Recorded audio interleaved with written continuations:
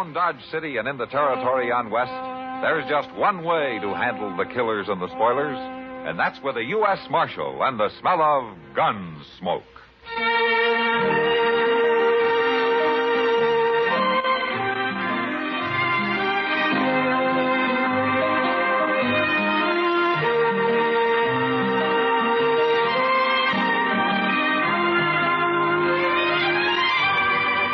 Gunsmoke, starring William Conrad. The story of the violence that moved west with young America. And the story of a man who moved with it. I'm that man. Matt Dillon, United States Marshal.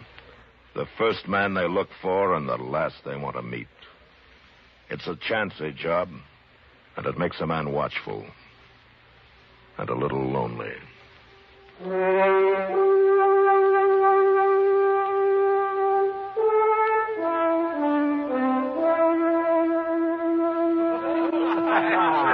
That's all right. Here, bartender, set out another bottle of that rifle. Now, Mr. Thatcher, just you tell us once more about this here stud colt you got. He's a good colt, Mr. Butler. Oh, he's a running colt, you tell me. He can run some. Yeah. About the fastest thing in these parts here, too. Now you're making fun of me, Mr. Butler. Well, I don't know why you'd think that. Out here, we're all interested in good horse flesh, especially if it's some sort of a fancy new breed. Quarter horse, you call it? Excuse me, my grandsons are waiting for me. I understand these horses you raise have rumps so high they look like they're going downhill. Oh, now, Hank, it ain't polite to call his colt that way. Of course, his withers do run right into his crew. Now, look here, you ain't got no call to talk to me. Look, boss, I do believe we got Mr. Thatcher upset. Here, let me pour you another drink. No, thanks. I'll be going. That just ain't sociable. Here. Have a drink. I said no, Mr. Butler. Drink it. I'll pour a whole stinking bottle down your throat. All right, Butler, that's enough. Marshal Dillon. Mr. Thatcher, your grandson's waiting outside in the buckboard. You better get along home. Thank you, Marshal. Thank you very much. Oh, you missed the fun, Marshal.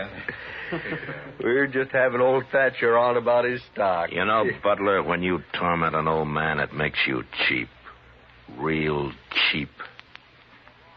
From now on, you leave him alone.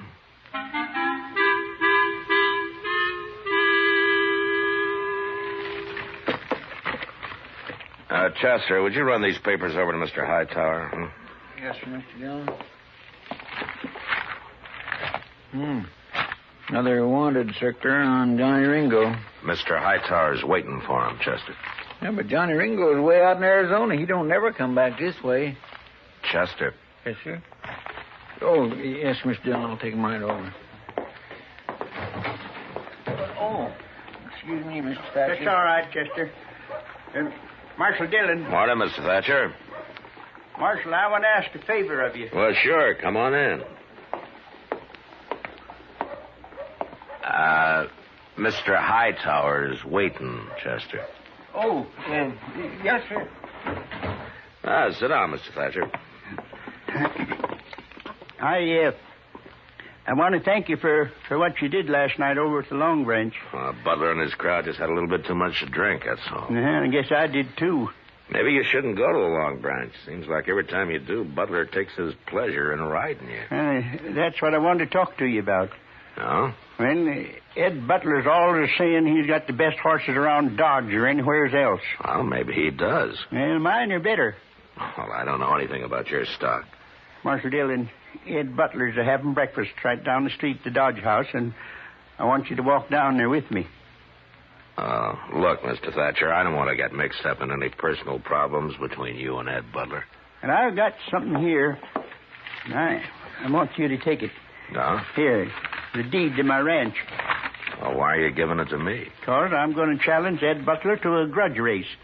My quarter horse colt against the best horse he's got. You mean you're putting up your ranch on this race? Yes, sir. And I want you to hold the stakes. Look, Mr. Thatcher, it's no business of mine, but Well, you could lose, you know. No, sir. I don't figure I can. You mean you're putting everything you got on the race? What's so special about your colt? Yeah, he's a little special most every way, Marshal. His daddy was Cold Dick, and his mother was the best mare in Missouri. Oh, I know why Butler and others laugh at him. His head is small, and he carries it low. He's built close to the ground, and his muscles bulge, and his legs are short. But I'll tell you one thing. He's just gone 4. And as he stands now, he's the most horse west of St. Louis. There's some like him in Texas now, too. If I have my say, one day Quarter Horse it'll be all over the West. I believe in this Quarter Colt. He's sleepy and he's quiet. But he can unwind like lightning. You got a feel for these horses, haven't you, Mr. Thatcher? Will you walk with me down to the Dodge House? Yeah. Sure, I'll walk with you.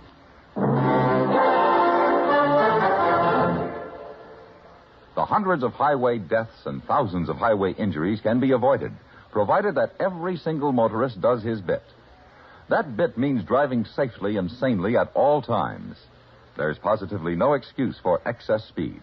By observing all speed limits, you'll get to your destination almost as soon, whereas if you speed, you may never get there. Just as important is the necessity of paying strict attention to traffic signs and those white lines on the highway. They were put there for your protection. Never pass unless you're absolutely certain it's safe, that the road is clear ahead. Never pull out of line, slow up, stop, or turn without first looking in your mirror, then signaling clearly well ahead. And don't be afraid to give the other fellow the right of way. If you let him go, you won't crash into him. At all times, drive with caution and courtesy. You'll live longer.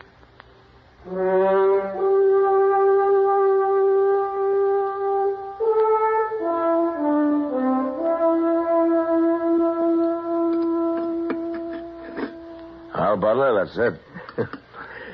Well, sure, I'll race. And this afternoon, then, across the river. That's good enough for me. Make it 2 o'clock. I'll have Doc Adams there to look over the horses. They'll both be sound. There'll be no race. Agreed? Why, sure. All right with me. And they run the way they are, shod or barefoot. The way they are. Mr. Thatcher wants a distance of 400 yards. 400 yards? It ain't hardly worth running. But the bet stands. Well, since you accept the match, Mr. Butler, you better come to some agreement with Mr. Thatcher. All right. What you figure your ranch with everything on it is worth, Thatcher? Maybe $4,000.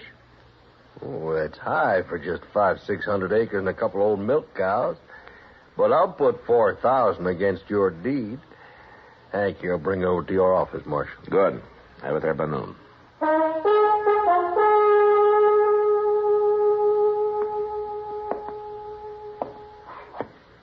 You know, Matt, there's been horse races in Dodge lots of times, but never seen one like this.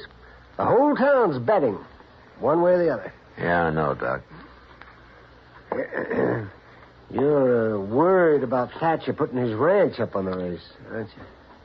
He could lose it, Doc. Mr. Dillon. Oh, hello, Doc. Yeah, Chester. Say, I was down at the bridge a few minutes back watching for Butler to take his horse across so I'd know which one he was running. Well? Ed Butler ain't putting in no cow pony, Mr. Dillon. He's running a thoroughbred. Oh. So Thatcher's betting everything he has on this quarter horse of his to beat a cow pony, and now Butler is running a pure racing horse, a thoroughbred.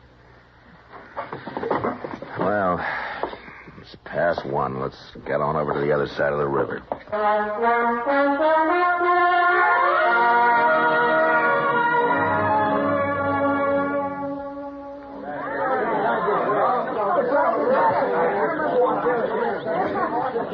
Looks like half the Dodge is over here on the flats, Mr. Dillon. See if you can find Ed Butler and Mr. Thatcher, Chester, and bring him over here.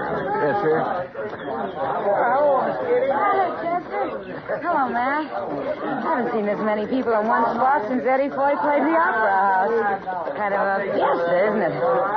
Yeah, in a way, Kitty. Oh, nobody would think it to look at you. Where's the finish line going to be, Matt? I want to see real good. Back up there about 50 yards. Oh, I'll go find a place. Okay, Kitty. Matt, say, Matt. Oh, here you are, Matt. Hello, Doc.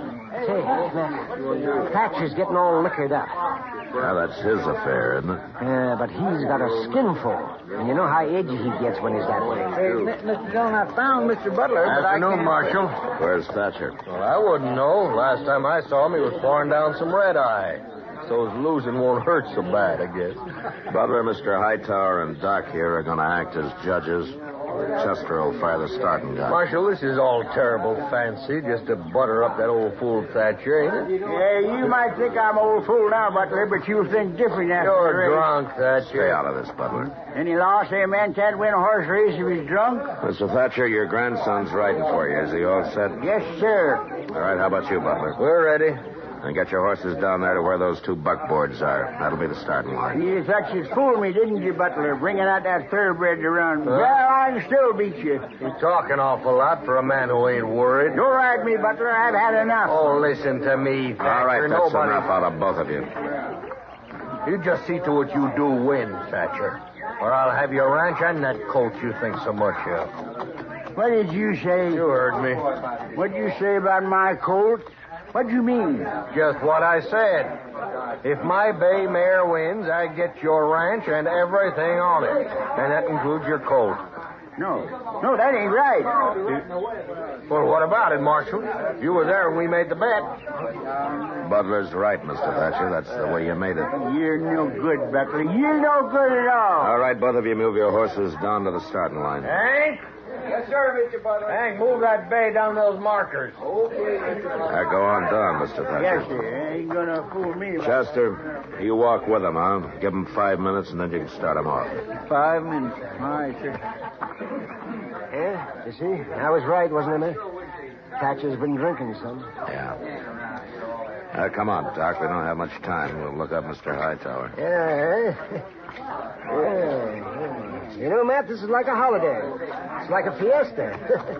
Yeah, that's what Kitty said. Oh, she's out there, too, huh? Yeah. Well, I guess maybe outside of Mr. Thatcher, the only person not enjoying himself is you. Do I have to enjoy it, Doc? Hey. Come on, Doc, run.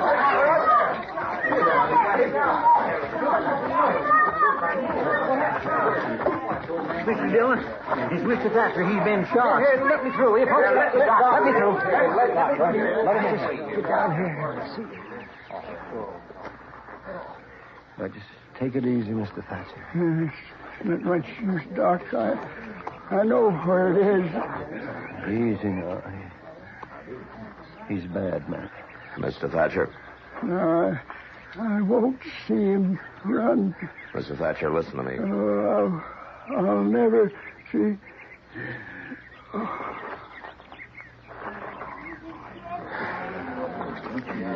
Chester? What happened? You were with him.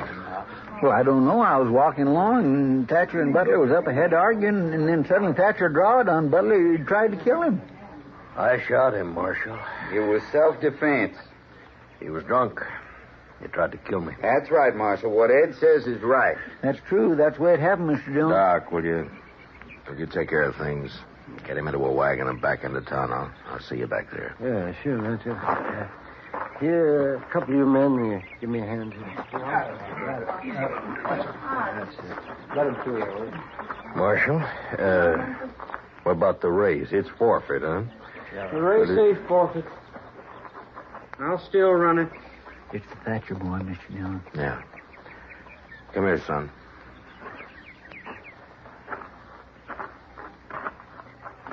Look, Lonnie, with what's happened, maybe we shouldn't put the race off, huh? I'll agree to put it off. We'll race now. All right, if that's what you want. It's what I want. All right, then get on down to the starting line, both of you.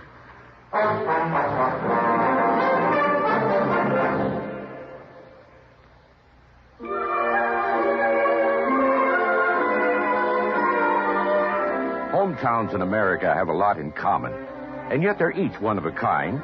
Take, for example, Huntington, West Virginia.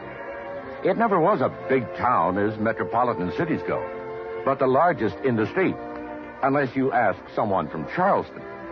Just under 100,000 live in Huntington, chosen by Look magazine a few years back as an all-American city. And down on 9th Street, the Chamber of Commerce is still busy keeping it all-American. With Marshall, now a university, and the interstate highway coming through, Huntington still is very much all-American. Meanwhile, the downtown merchants are busy trying to keep downtown from moving to the suburbs. But out at Eastern Heights, the shopping center is flourishing. People are still taking summer afternoon drives through Ritter Park, out to the galleries to see Herman Dean's gun collection. There's a new Kroger's up on Route 60, and more talk about where to put the new bridge over the Ohio. But if your hometown is Huntington, you already know this. We only wanted to remind you, it's still there.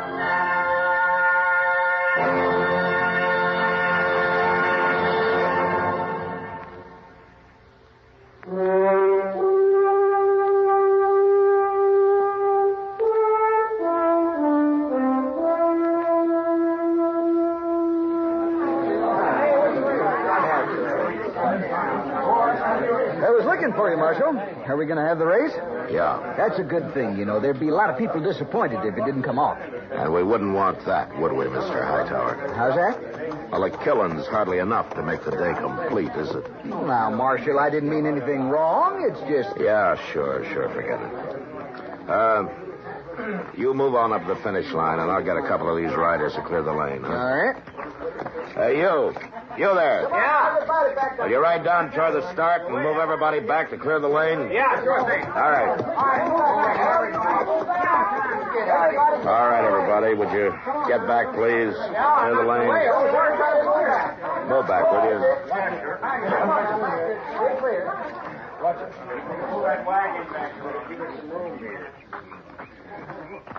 It's time, Marshal.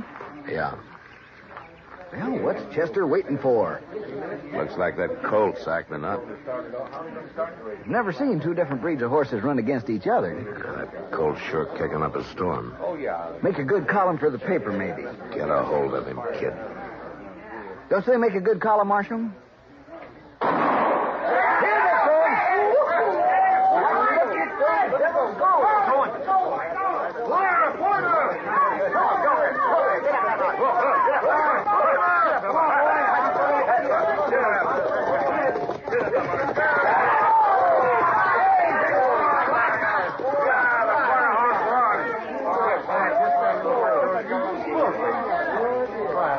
I guess there was no question about it, Matt. I was the colt by half a length. A quarter horse beat a thoroughbred. Now that's something to see. Well, Marshal, you should be happy. Because the boy won? Yeah, for that I'm happy. Yeah, I got no complaint, Marshal. It was fair and square. Uh-huh. About what happened this afternoon, about Thatcher. I didn't really hold anything against the old man. I'm sorry it happened. You know, Butler, I told you sometime that you'd push him too far. Now he's dead. Well, look, Marshal. I'm not saying you're a murderer, Butler, but you're responsible for the death of that man today, and yet there's nothing I can do about it.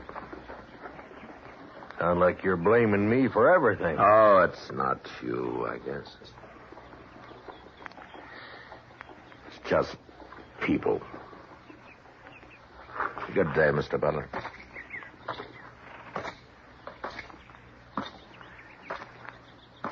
Hey, boy, you better get to walking that horse. Yes, sir.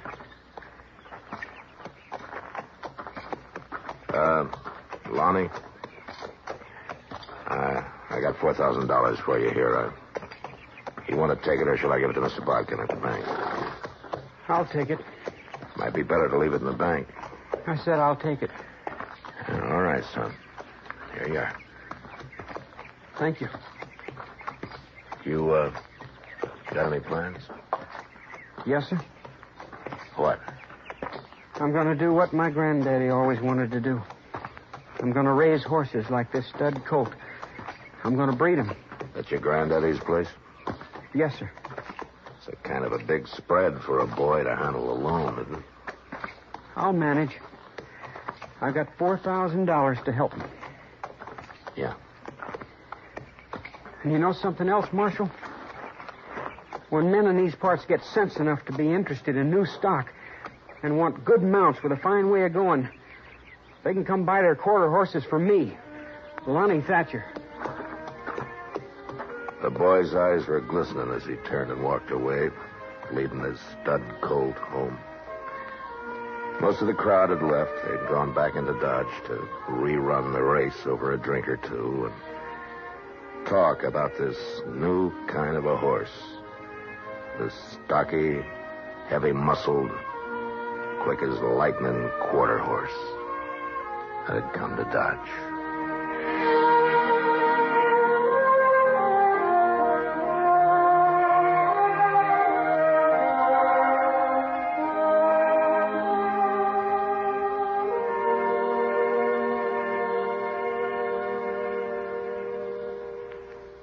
That old political character, Elijah Cuddlestone, was a fighter.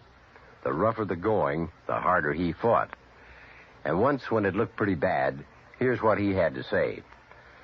It don't make me no never mind. I say, I don't care what the pollsters say. I am going to win at the polls. At the polls, I mean, I will have the last laugh. Now, I believe the final poll of the voters. I have never let the voters down, and I know they are with me now. Public opinion poll or no. He bandied that word poll around a bit, didn't he? You know, in Middle English, poll meant head. To be exact, the top of the head. That was the part seen uppermost above the crowd, and so used for a count of heads. A count of heads is how poll came to have its political meanings. A poll tax was a head tax. A poll of voters is a head count. During the campaign of 1948, President Harry S. Truman popularized pollster as a nickname for those who conduct public opinion polls, implying contempt and ridicule for their methods and results.